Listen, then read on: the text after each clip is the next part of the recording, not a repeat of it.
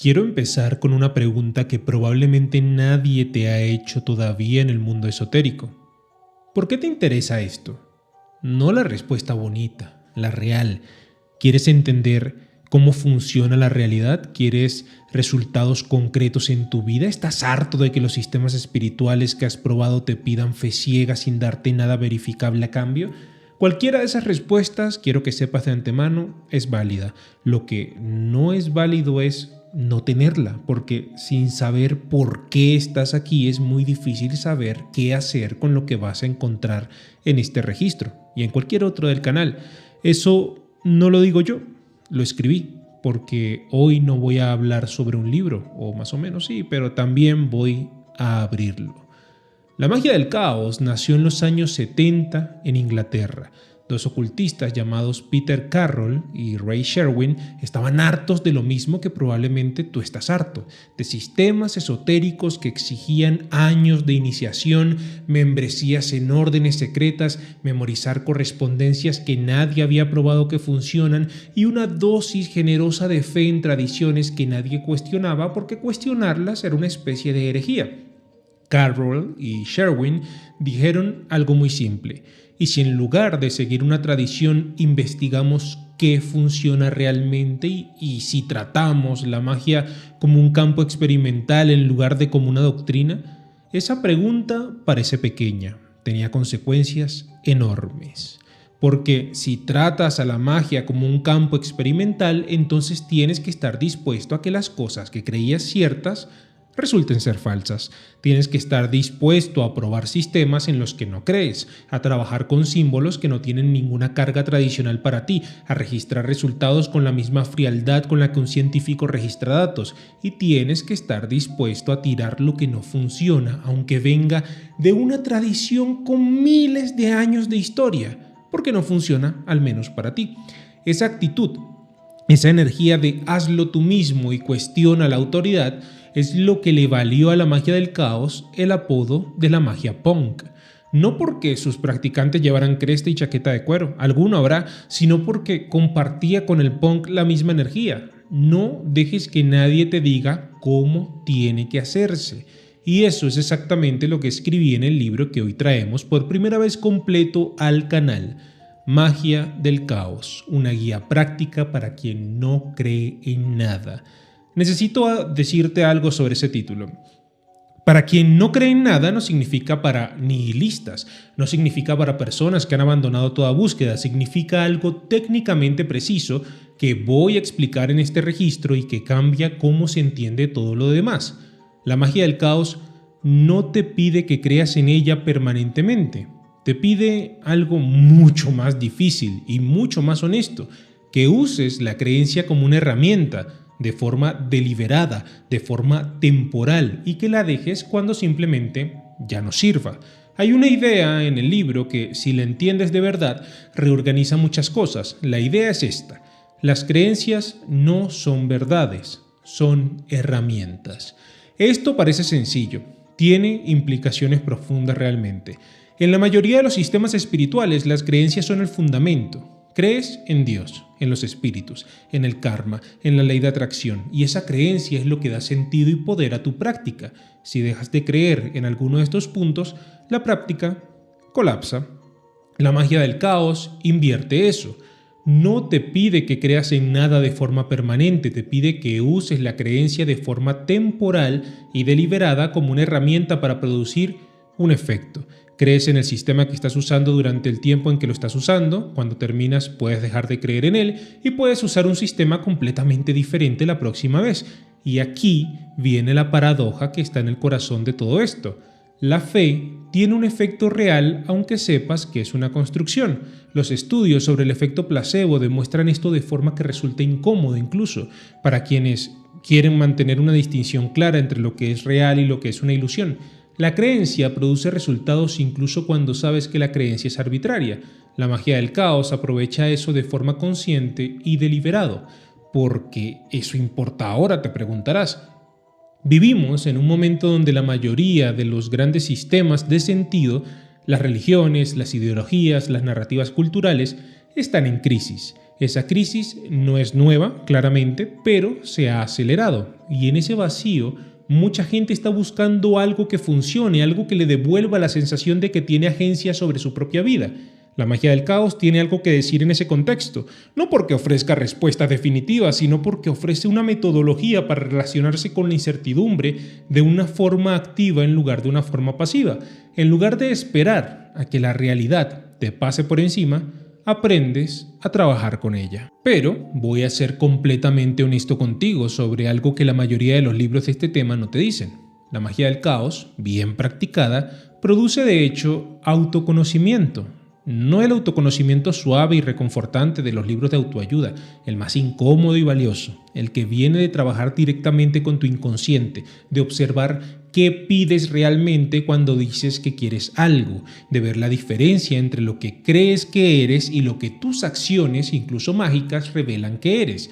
Ese proceso no es agradable siempre, pero es genuinamente transformador.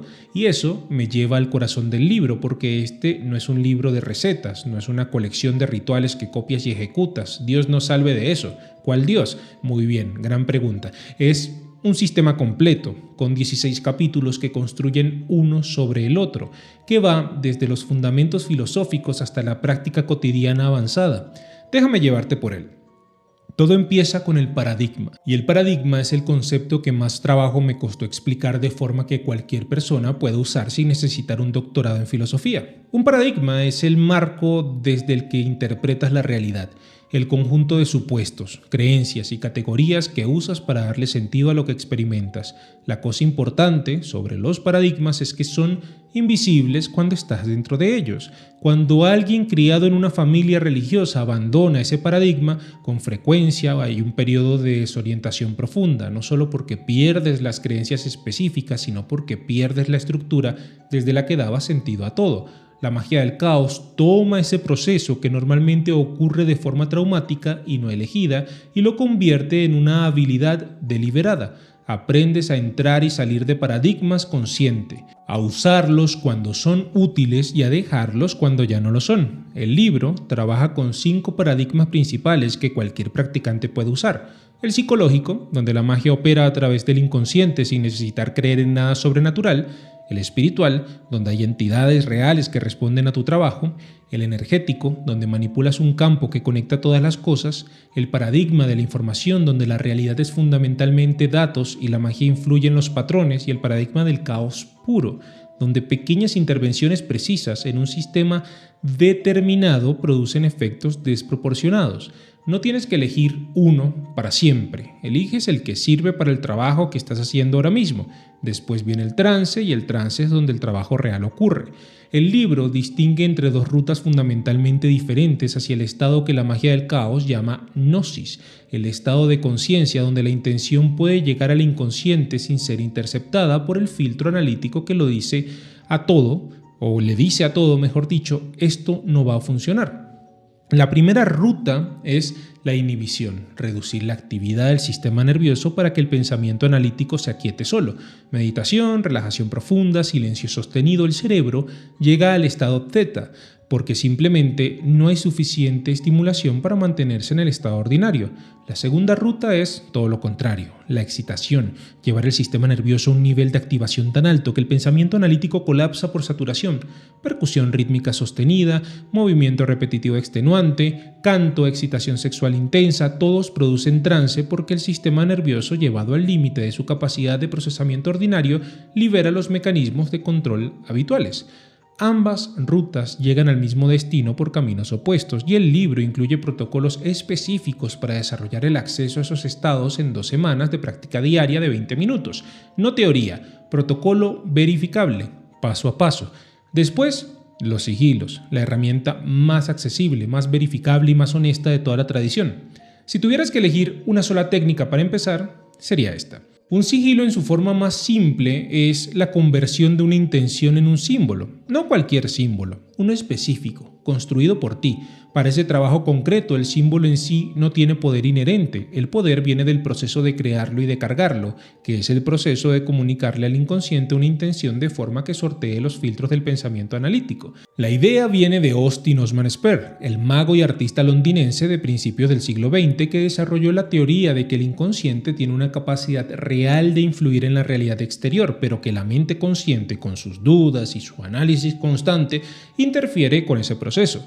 El sigilo es la forma de comunicarle la intención al inconsciente en un lenguaje codificado que el filtro consciente no reconoce. El método tiene 3 fases que el libro explica con una precisión que no he encontrado en la de ningún otro texto sobre el tema. La primera, declaración de intención. No quiero más dinero, tengo una fuente de ingresos adicional antes del final de este mes. La precisión importa porque cuanto más específica es la intención, más reconocible es el resultado cuando ocurre y más clara es la información cuando no ocurre. La segunda es la reducción.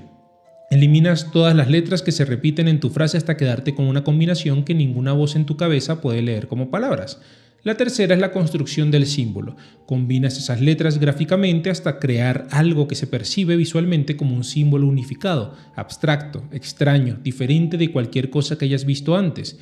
Esa extrañeza no es decorativa, es técnicamente funcional. El filtro analítico no puede leerlo, no lo sabotea antes de que llegue. Pero crear el sigilo es solo la mitad del trabajo, la otra mitad es cargarlo, desde un estado alterado de conciencia, con intención enfocada, con liberación en el momento de máxima intensidad. Y después, aquí viene lo contraintuitivo, con olvido deliberado. Pensar conscientemente en la intención después de cargar el sigilo es volver a meter el filtro analítico en el proceso. El trabajo ya está hecho, la intención ya fue comunicada. Lo que necesitas es dejar que el proceso siga su curso sin interferencia. Eso es exactamente lo que los sistemas de fe convencional llaman confiar en Dios, pero sin el dogma y con la mecánica explicada. Lo que sigue en el libro es el territorio que la mayoría de las guías de magia evita o trata con tanta cautela que se vuelve inútil. Servidores y egregores, magia de ataque y defensa, y la parte que más me costó escribir y que más me da orgullo de cómo quedó, que es la conexión entre la magia y la psicología personal. Empecemos por los servidores. Un servidor es una entidad creada deliberadamente por el practicante para cumplir una función específica, no invocada desde tradiciones externas, no heredada de un grimorio medieval, construida desde cero con los elementos que el practicante elige para el propósito que el practicante define. Y esto es lo que la mayoría de los libros no te dice sobre los servidores. Son las herramientas más honestas del sistema porque te obligan a preguntarte algo que muy pocas prácticas espirituales te obligan a preguntarte. ¿Para qué lo necesito exactamente? No a nivel general, a nivel específico. Porque un servidor sin una función precisa es como contratar a alguien sin decirle qué tiene que hacer. El resultado será impredecible. El libro incluye el proceso completo de construcción de un servidor, cómo darle forma, cómo nombrarlo, cómo alimentarlo para que siga activo, cómo saber cuándo está funcionando mal y, esto que nadie incluye, cómo disolverlo cuando ya cumplió su propósito o cuando se ha vuelto disfuncional.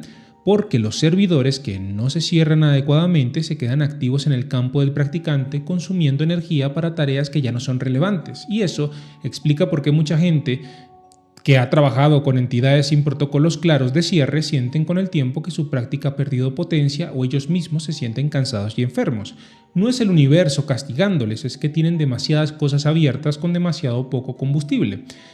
Después, la magia de ataque y defensa, lo que nadie quiere explicar, pero todos necesitan. El libro no envuelve esto en 10 páginas de advertencias morales.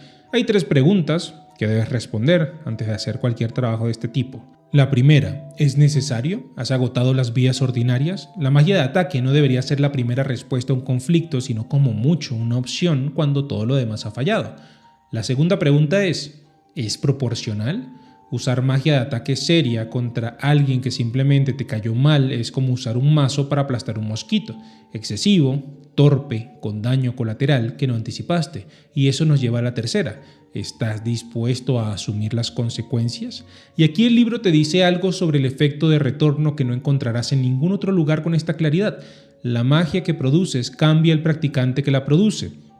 No hay un karma cósmico matemático que te devuelva exactamente lo que mandaste ni multiplicado por 3. Lo que hay es algo más sutil y más real. El practicante, que usa la agresión mágica de forma regular, desarrolla un modo de relacionarse con el mundo que tiende hacia la agresión y la desconfianza. no es un castigo, es la consecuencia natural de entrenar repetidamente ciertos estados y ciertos tipos de intención. Y hay algo más que el libro documenta sobre la defensa que resulta perturbador cuando lo entiendes completamente. Por cierto, puedes crear servidores también para la defensa. La diferencia entre la protección prudente y la paranoia mágica.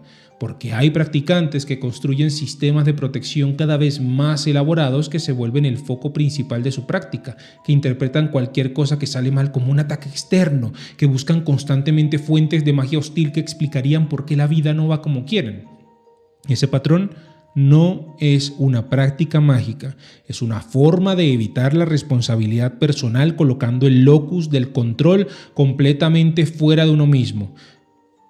El equilibrio está en la proporcionalidad y siempre, antes de preguntarte ¿quién me lo está haciendo?, hacerte la pregunta más difícil: ¿qué es lo que yo estoy haciendo o no haciendo? Y ahora, la parte que me da más satisfacción de todo el libro, la conexión entre la magia y la psicología personal. Hay una verdad sobre la práctica mágica que nadie te dice al principio y que tardarás un tiempo en descubrir por tu cuenta. La magia es la herramienta de autoconocimiento más precisa e implacable que existe, no porque esté diseñada para serlo, sino porque no tiene forma de no serlo. Cuando pides algo con suficiente especificidad y lo registras con suficiente honestidad, lo que obtienes es un espejo de lo que realmente quieres, no de lo que crees que quieres. Cuando un sigilo no produce resultados, la razón más frecuente no es la técnica, es que había una contradicción entre lo que el consciente formuló y lo que el inconsciente realmente tenía disponible para ese trabajo, y esa contradicción es información. Hay un patrón específico que el libro trabaja con una extensión que no encontrarás en ningún otro texto sobre el tema, que es la contradicción entre la intención mágica formulada y las creencias inconscientes sobre la merecibilidad. Cuando alguien hace un sigilo para atraer prosperidad, pero en el fondo cree que no se lo merece o que tenerla lo alejaría de las personas que ama o que requeriría convertirse en alguien que no quiere ser, esas creencias inconscientes actúan como un contrahechizo permanente que disuelve el trabajo antes de que produzca resultados. El practicante puede hacer el ritual perfectamente y no producir nada, y concluir que la magia no funciona, cuando en realidad funciona exactamente como debería. Obedece a la intención más profunda, que es mantener el equilibrio conocido. Eso es lo que Jung llamó la sombra, y el libro tiene un capítulo completo sobre cómo trabajar con la sombra no como un obstáculo a superar antes de hacer magia real, sino como parte del trabajo mágico mismo.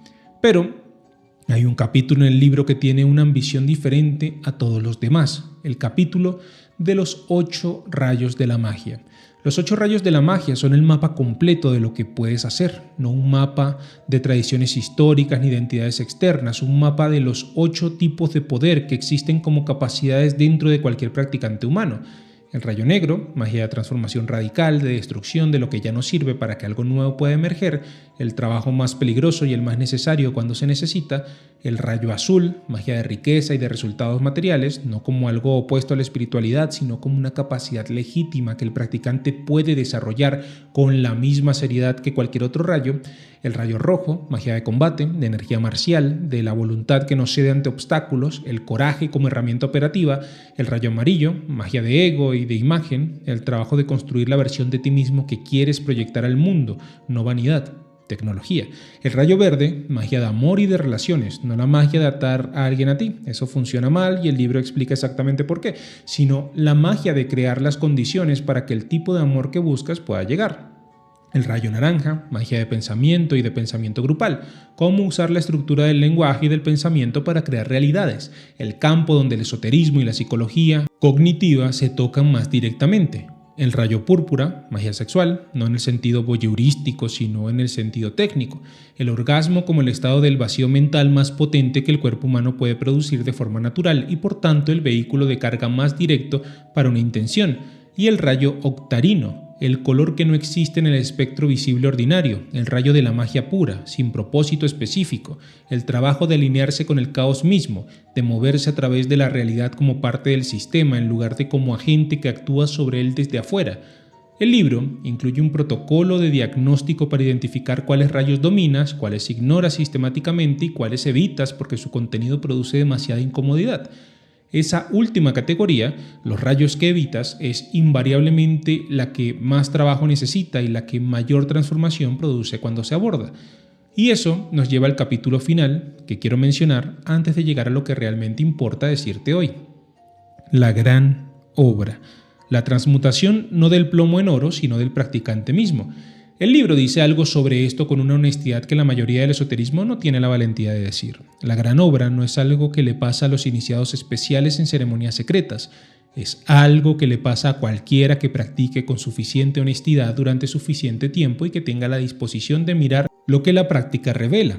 Los efectos verificables que produce la práctica mágica sostenida en practicantes que llevan años trabajando no son espectaculares ni sobrehumanos, son cambios en la forma de funcionar que cualquiera puede reconocer.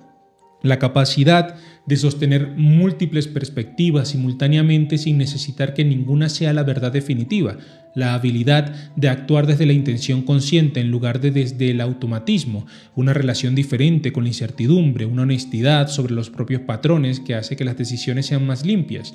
Eso no es magia en el sentido dramático, es exactamente lo que significa ser más soberano. Ahora te cuento por qué estoy hablando de este libro en este registro específico. Magia del Caos, una guía práctica para quien no cree en nada, es mi libro. Lo escribí yo, el Rey Cuervo, y hasta hoy ha vivido exclusivamente en el Patreon para los miembros Diamante y seguirá así. Pero desde hoy cambia eso. El libro completo, 218 páginas, 16 capítulos con todos los ejercicios, todos los protocolos, todo el sistema desde los fundamentos hasta la práctica avanzada, está disponible en el Patreon para todos los Cuervos Diamante o para quien quiera adquirirlo y por supuesto también vamos a hacer un sorteo. Y para esto es muy sencillo participar. Solo debes hacerte Cuervo en Patreon. Puede ser Cuervo gratuito y entre los Cuervos gratuitos tendré acceso a los correos, los cuales pues escogeré algunos de ellos para darles acceso a la membresía de Diamante y por supuesto tengan acceso no solo a este libro sino a todos los libros. Además tendremos por supuesto un descuento de celebración por este nuevo libro que tanto hemos estado esperando.